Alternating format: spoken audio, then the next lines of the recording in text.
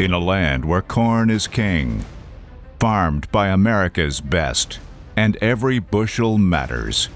Corn warriors. It's personal. Wasn't looking forward to planting season till you guys showed up. Oh, I think the corn warriors is going to be pretty interesting this year. Got Mr. Randy Dowdy, then you got David, because he's kind of a god. You got me as self-proclaimed Spartacus. I don't know, Lucas kind of reminds me of some kind of Aphrodite's type person, you know. Swanson, I have no idea yet. I ain't figured out a name for him yet. It'll be interesting. See them big dogs there, Randy and David duke it out once. I know one thing about Randy. You never count him out.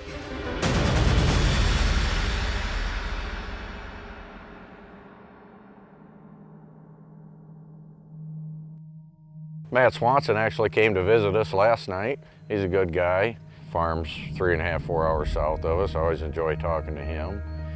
Well, I think he was, trying to find a few secrets, maybe, He was caught him going through my paperwork and kind of sneaking around the sheds, And it was dark. That was kind of funny. He just showed up in the dark. I happened to be out here, so yeah, I don't know. I don't know what's going on there. We're gonna go the adventurous route. This wash you see is where the pipe blew out of the ground. It was in the field and water was just running down the waterway for like a day, and we didn't know it. You see how sandy this soil is. This is a sandy loam with a clay base. Those guys that in the Midwest that think they got it tough, they need to come get them some of this sand in Georgia, North Florida. All right, gonna keep momentum. This is all topsoil that's washed out of the field. See all the soil? As you can see, we're pretty sandy. This is what we farm.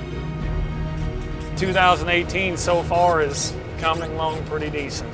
I'm not saying every year is going to be like last year where we could get out and plant May 15th and still grow the best crop we ever had. That, like I said, that normally don't happen because August is normally hot, and dry around here.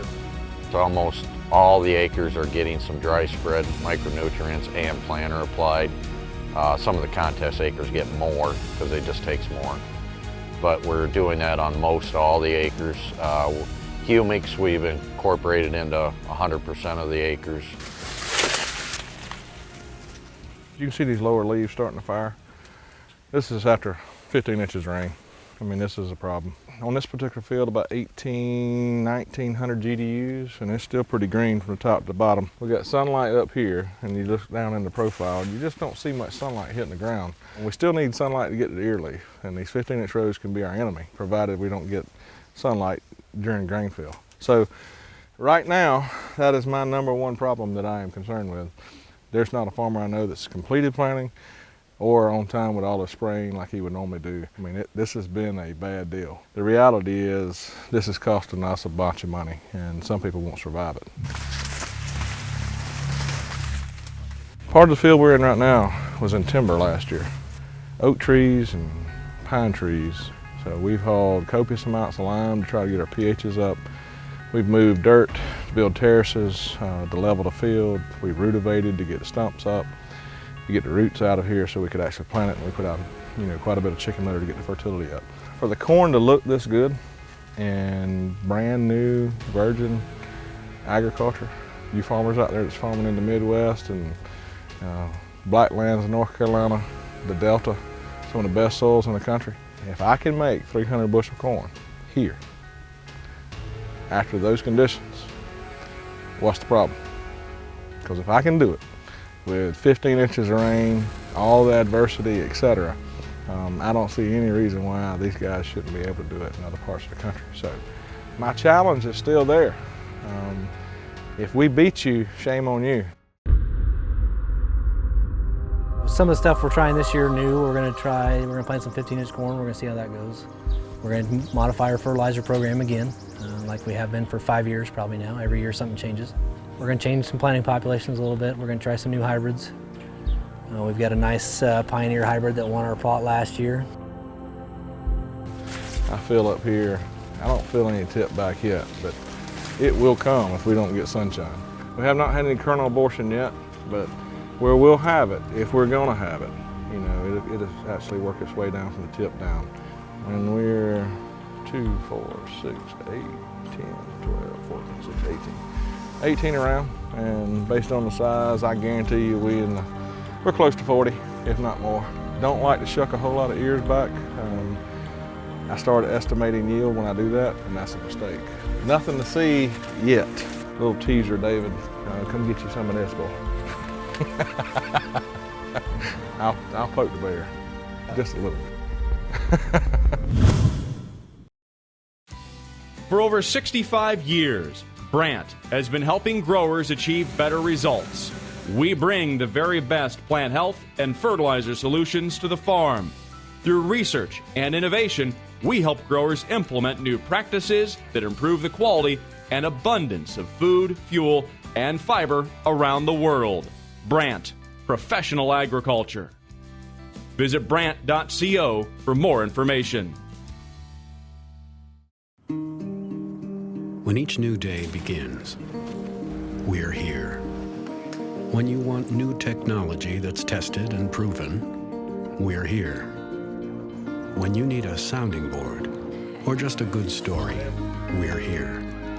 For an ally whose local roots run as deep as yours, or to make next year the best year yet, we'll be where we've been all along, with you from the word go. We're now dumping the reigning world record holder Pioneer 1197 YHR. You got the stick? You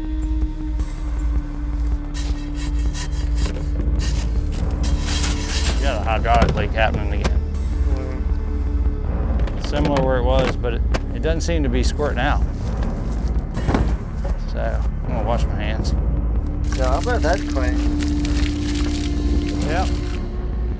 Well, we're gonna load the planter. It takes us probably a little longer than some because we put a semi-load of fertilizer through the planter every day. And it's quite a bit of prep work and mixing to get all that ready.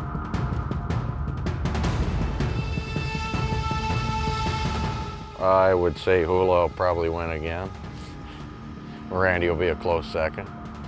Randy's right at the top of his game. He's been first many times. He got his butt kicked by Hula this year, but that's okay. He'll be back trying to be on top this year. We'll just be up here in Illinois putting out what we can get out. We can't run with them guys. So we've once again changed our whole fertility program. A lot of stuff to grow corn is basically against the grain of what everybody else was taught or told. I don't know, we'll see. It's probably just like vitamins. It's vitamins for plants. High yield corn needs a lot of specific nutrients, and it takes a lot of the smaller nutrients in the table to supply everything they need. So you add all these extra micronutrients, as would be the right way to say it, so the plant doesn't lack. So you don't want any of those to be your limiting factor.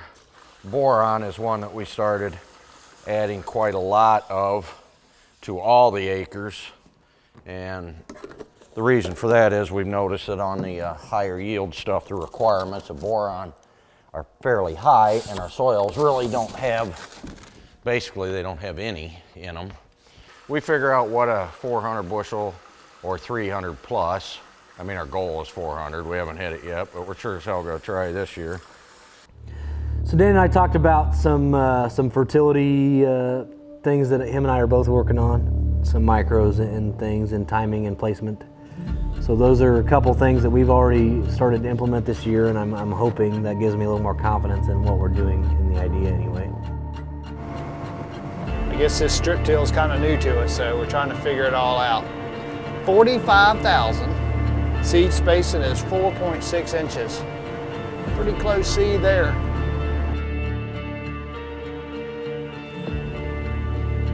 There's no wisdom in gray hair. That's just age.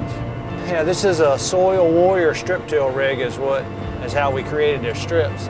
And we put in, on this particular field, a lot of micronutrients. Our game plan is always increase yield. And if we get more bushels, it creates the less cost per bushel, as long as we don't get too carried away with our inputs, but that's part of the learning curve, so we're trying to find that sweet spot. In fact, if you were riding in this tractor last night, I was talking to a friend Jake up in Michigan, and I was jamming out to some classic rock tunes about as loud as this John Deere tractor could play it, just to keep me awake, because it was getting well into the wee hours in the morning. So my son and myself have been running pretty hard, trying to get done, and I think we have a goal, a day and a half more, and we're done. Got pressure, because I know the guy down in Georgia, Randy. You know, he's gotten off to a great start. His corn's just cranking. So we won't catch up. We just got to make sure our stuff is looking good when it comes out of the ground.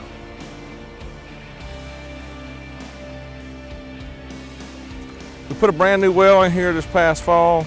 Unfortunately, as you see this pipe that's on the ground, they've had to pull this well. Well's cavitating. So we've got something happening. We don't know if we got some kind of hydraulic issue.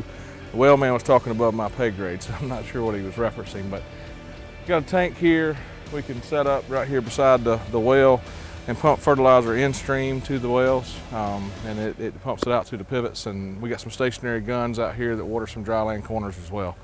Water for us is king in the south.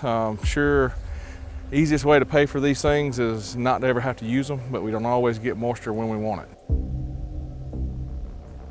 As of now, we have 2 no-till entries planted. If we hit 443, you know, I don't know, I've never hit 500, but I think that's a bigger achievement than hitting 500 irrigated. There again, you know, they're different climate, different soil types, you know. We'll talk about Achilles. I thought he was joking with the nickname thing. You know, he got dealt some bad luck, and, you know, he only went 400. You know, for him, I'm sure he considers that a failure. You know, all of us guys would be tickled pink to have that, but it just tells you how hard that 443 is being non-irrigated. That's what I want. You know, I want the non-irrigated record.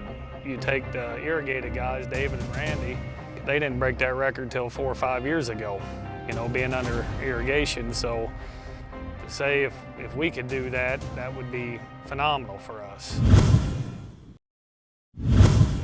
Most growers want to increase yield, but they think the easiest thing to do is just crank the population up. Well, depending on where their populations are and their yields are, if they're not getting about 10 bushels per 1,000 plants, so if they're dropping 28,000 plants and they're not getting 250 to 280 bushel corn, then population is not their limiting factor. You can get some cheap bushels by pushing the pops up, but you got to make sure you know what you're doing. And then I hate hearing growers say, hey, I'm going to drop 40,000 or 44,000. I'm shooting for 300 bushel yield. Well, you don't need 44,000 plants out there to get 300 bushel, even if you got a fixed ear hybrid. So they got to figure out what their limiting factor is. And it takes people years. It's taken me years to figure out what my limiting factors are. Usually it's water. That's why we got irrigation. We had a really cold spring. It was cold, and we started with beans last week, and it was very cold when we started. And but now temps have warmed up and pretty optimistic now. We've been cold and wet all year. Ground ain't 100% right, but they're calling for rain. Well, we hope to finish planting corn this week. We've got probably 4 to 5 days, and I hope like heck we can get it done before the next rain comes in. Right now they've got rain in the forecast about every day for the next week. I'm hoping we don't get all of those, but we'll probably catch some. So it looks like if we get dried out, we'll have another 1 or 2 days, and then we'll have to wait that rain out and start over again. Normally we quit 24 hours before a rain, but we don't have a whole lot planted right now, so and we need to get these hills planted early. So we're gonna risk it and go ahead and plant. I just hope that the radar is wrong. This could be bad for us. So this morning we got rained out after running until late last night, and then we had a minor breakdown which ended our night about 30 acres earlier than I wanted it to. Thinking that we wasn't gonna rain until Tuesday, I quit instead of fixing it. And this morning after getting our planter fixed, it promptly started raining. So we've got to wait out to dry today. Hopefully, we didn't get that much rain, so hopefully we'll get going maybe tomorrow if it doesn't rain again.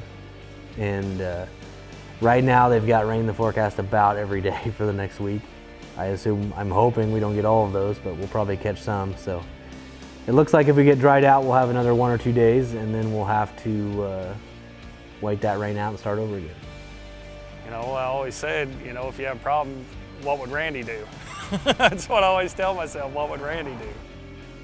That figures. The thing about Randy is, well, his ground don't change much. I mean, as far as the temperature, I should say his temperature don't. When it rains down there, they can get back on their ground pretty quick. We're out for 4 or 5 days, and we have to tile everything, and he has to put pivots on everything. So it's 2 different worlds that we live in here between us and him. I probably would quit farming if I had to get up 4 times a night to check pivots.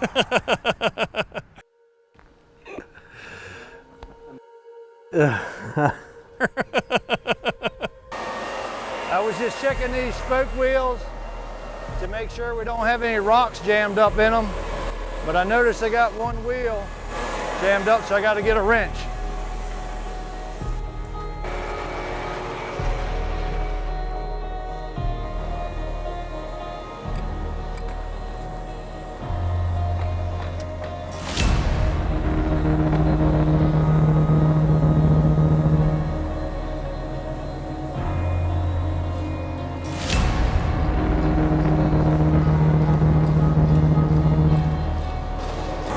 You got the fertilizer coming out there, fertilizer coming out over there. So we're getting fertilizer on both sides of the corn row. Try to be as efficient as we can.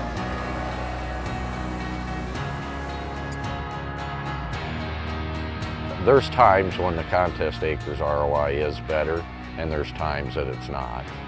As compared to Dan. I mean, Dan has different soil types, and he's also got irrigation, so that's a little bit different animal. And that concludes this episode of Cooking with Dan. I like Dan, so I can't pick on Dan any. You know, like I said, I met him in Anaheim. He seems like a really, really good guy. You know, he's pretty quiet on Twitter. Some other guys like to talk a lot on Twitter. Oh boy, there we go. Kevin's usually game for talking smack. So Kevin Cow, he's a super guy. But him and I, of the 5 guys on the show, him and I are probably the closest as far as production practices go. So he's got a clear head start. I mean, Kevin's probably won it more than we've entered it. So, I mean, that's as far as the contest goes. So that's one part of it. But I would say it probably tweaked me a little bit, seeing him in the no-till, strip-till category last year. You're killing me.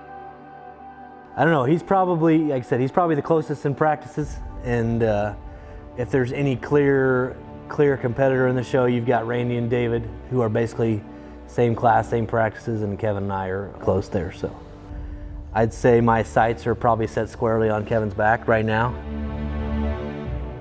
Time to break out the war drums, I guess, and see if we can catch him. Whatever.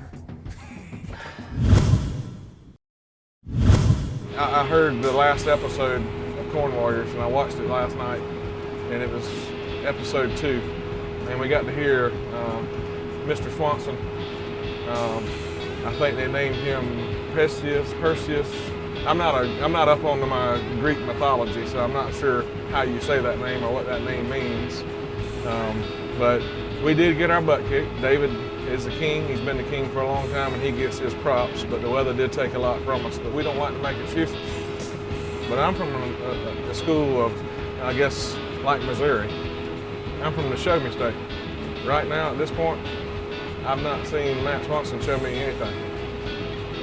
Last time I checked, I don't think he's been on the A stage once. I don't know that he's won in the state.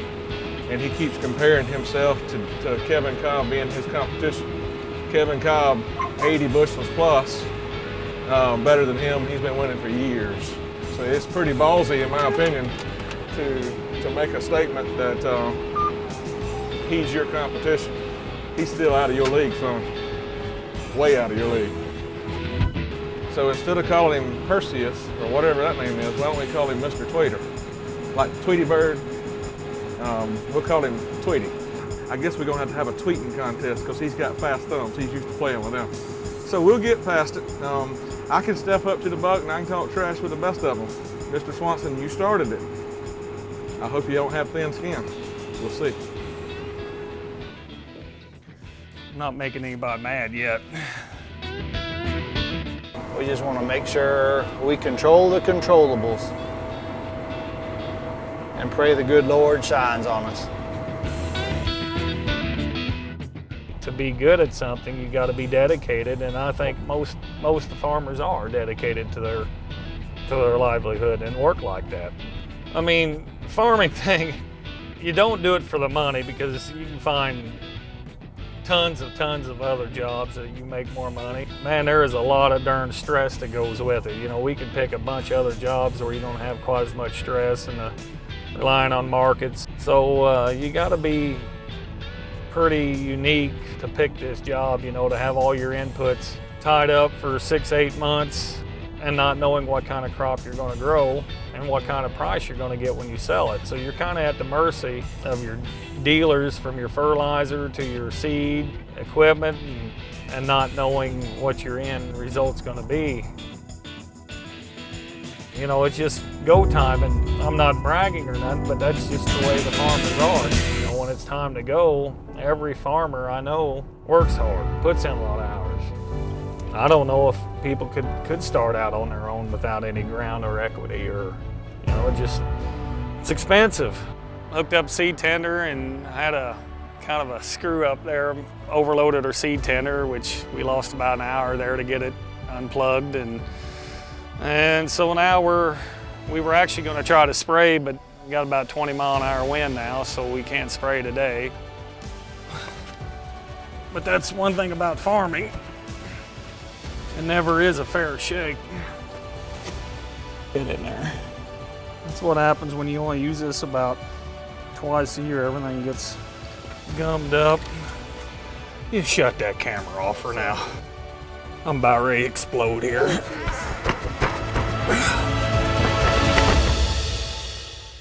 Kevin is really out here just trying to beat his own personal goal. And that 400 bushel, if Mother Nature is right, I think we could do it. I really have faith in him. I do not have faith in him buying that new planter, but if that's what's going to get him there, so be it. I just won't get my hot tub I want and the new house.